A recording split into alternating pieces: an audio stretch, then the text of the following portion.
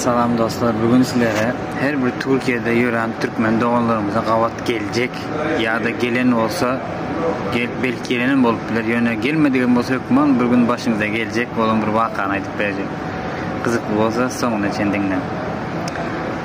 Türkiye'ye gelsengizler, yolda gidip barayakanız bir könerek maşinda ya da bir elinde bir sumkası bilen bir yanınıza gelip men aeroportta işleyen, şu aeroportta EYS tapılman qalan eşyalar satayan, yine telefon, yine saat, yine duhi, şulan bakası dışarıda $300, $400 ya da filan milyon, filan manat pul deyip aydiye. Yani men de EYS tapılmanlığın için bana de umut düştü, men sana de arzanı verecek diye. Arzanı verecek diye, yani arzanı vermeye, kımmat veriyor. Normal vakasından kımmat veriyor.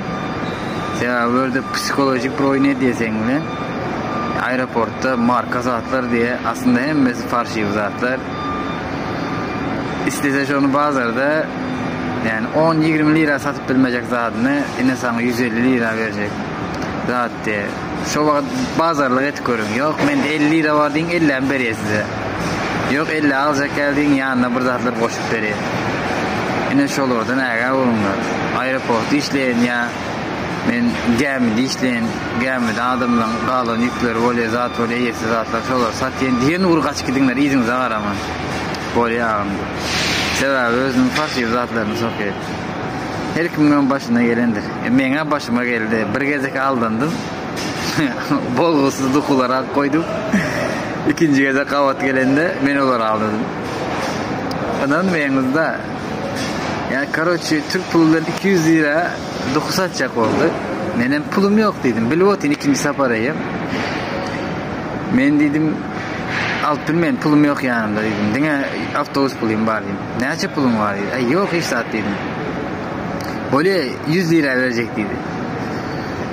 200 liralık saat birden 100'e düşer mi? Ay ben ayttim 100'e mi yok dedim. Tartıştı zaten ağam ben alacak ya ben yoldan saklama gidip barayan yolu uzak sen böyle ne açan var diye de 50 liram var mı diye 50 mi yok dedim. Ne hemen var diye 20 liram var dedim, başka pulum yok dedim de böyle al 20 lira verecek dedi. Ben ayttim abi dedim, Türkçe ayttim da abi gayret et. Yani benden dedim uzak dur. 200 liralık şeyi 20 lira verir misin? Sen aklın yerinde mi?